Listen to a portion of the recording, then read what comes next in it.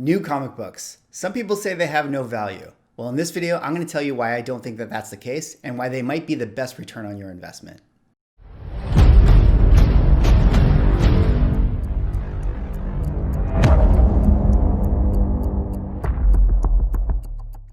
Ladies and gentlemen, welcome back to another video with Swaggle. It is Wednesday, and that means that it is New Comic Book Day.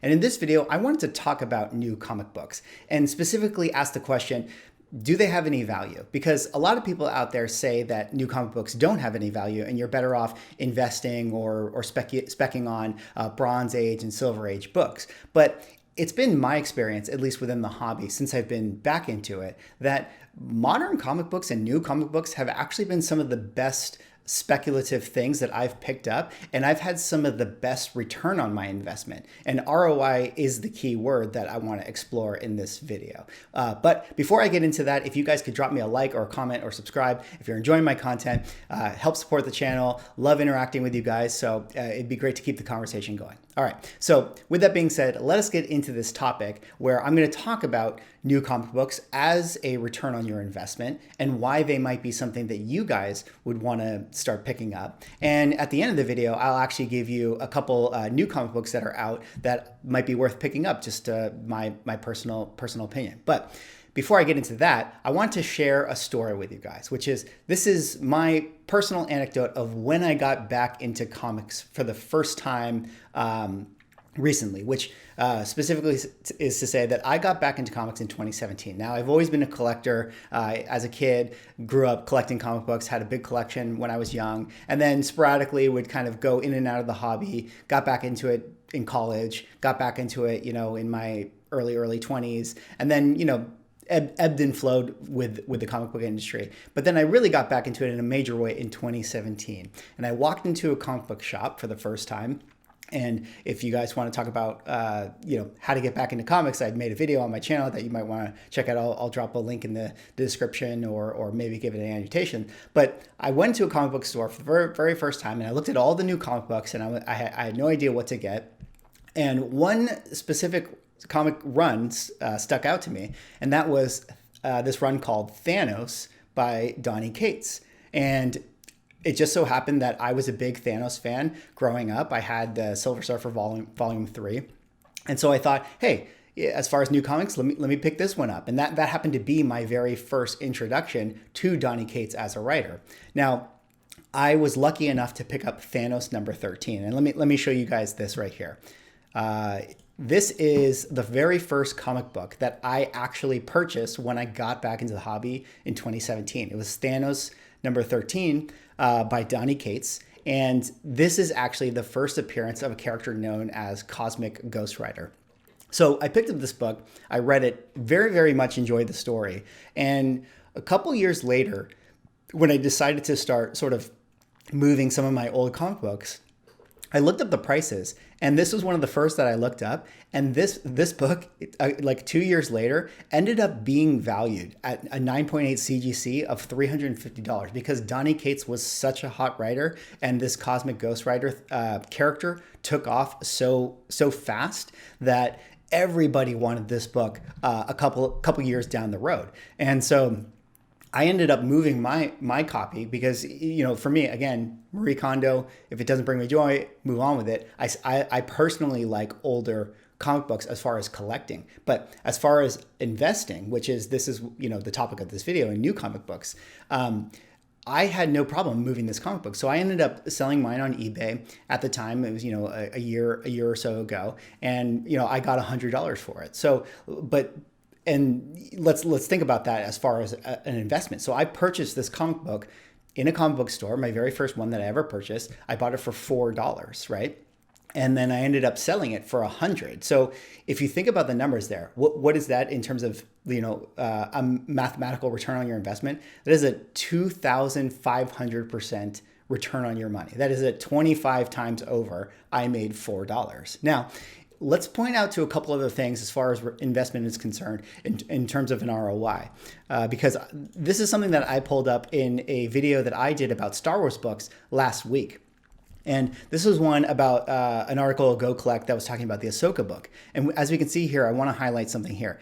He was saying a year ago, 9.8s were $281, and now 9.8s are selling for $16.95, right? So this is sort of, a comic that could be classified as a new modern comic book.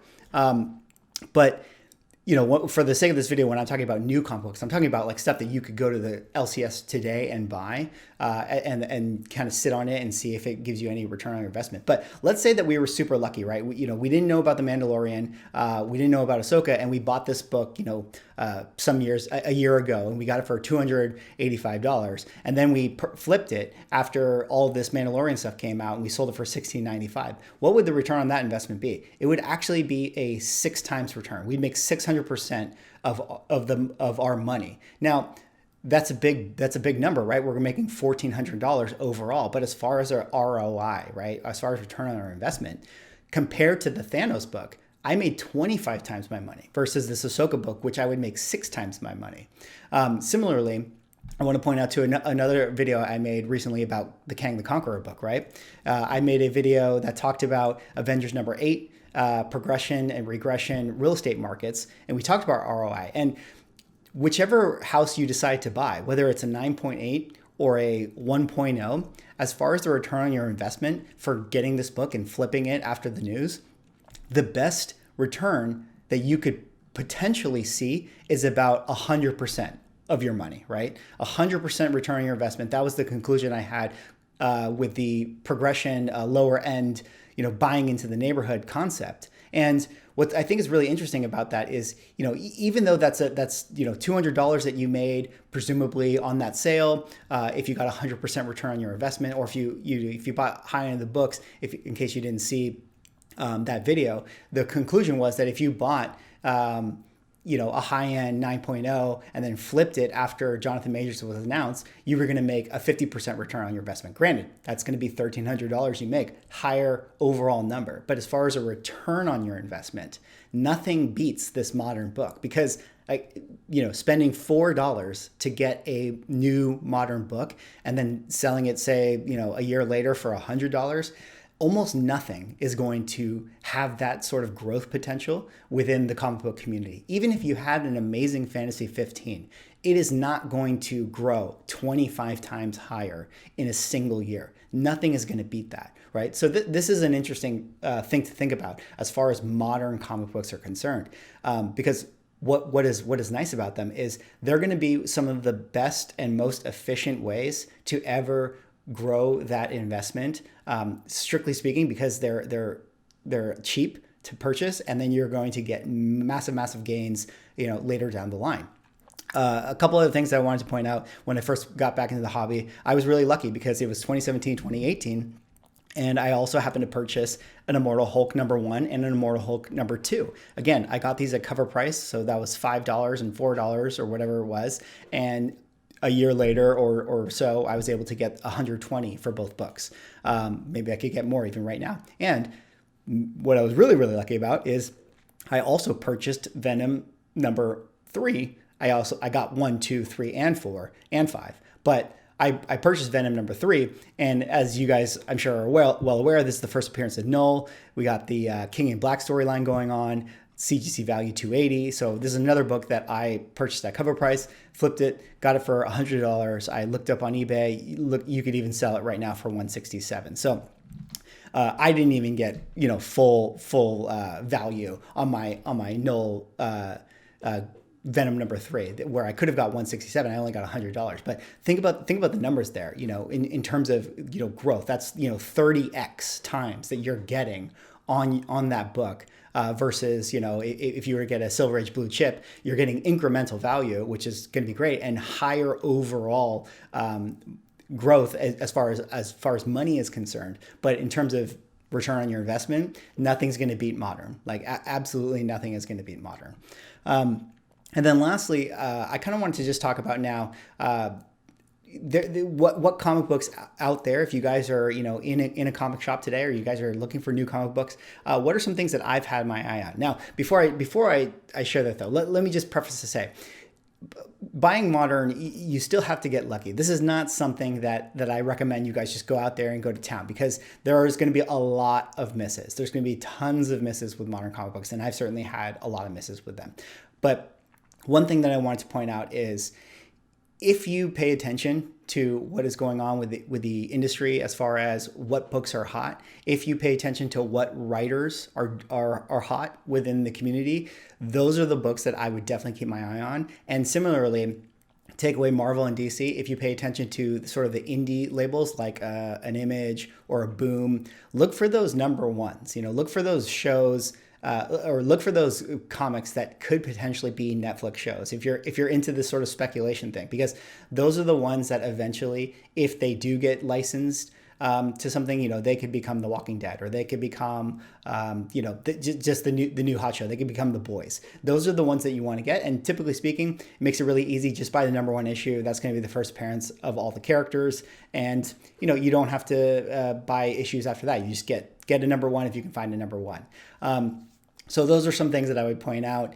Again, that all being said, don't buy stuff that you don't actually enjoy. Now, when I got that Donny Cates Thanos book, I really just wanted to read it. It was bonus that later it was going to have value. But for me, I really wanted to read the story, and I ended up finishing the entire run and buying the whole entire run because it just was really, really enjoyable. Similarly, the Venom stuff, I bought it because at that point I was really, really feeling Donny Cates' writing. So I ended up getting 1, 2, 3, 4, 5.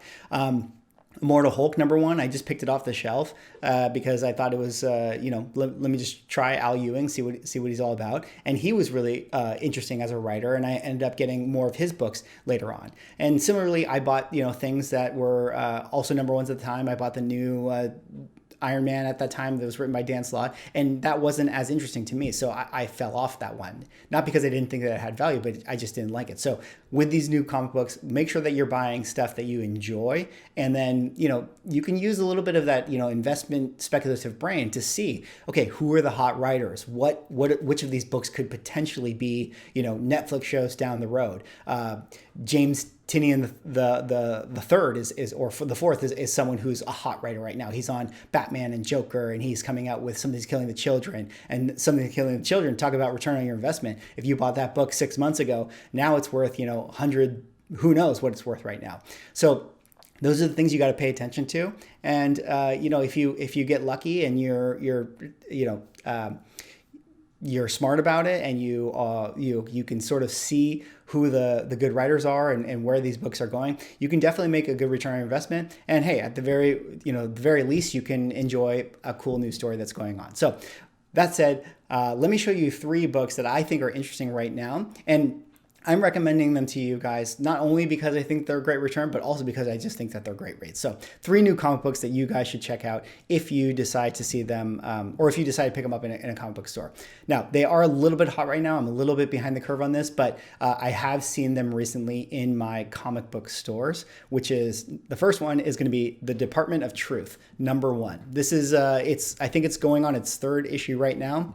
And this is by James Tynion, who has been writing the Batman and Joker stuff. He's a super hot writer right now. There's rumors that this is going to be licensed by Netflix, but definitely if you are in a comic book store and you happen to see this one, not only is it an amazing read, it's also got Netflix show written all over it.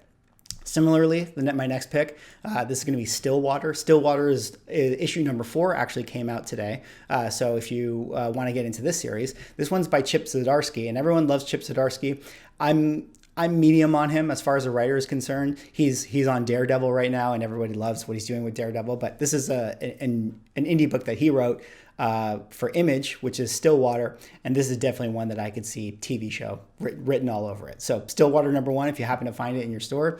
And the last 3rd one that I would point out is a series called Crossover. This is a lot of fun. This is definitely a very meta comic book reader comic book.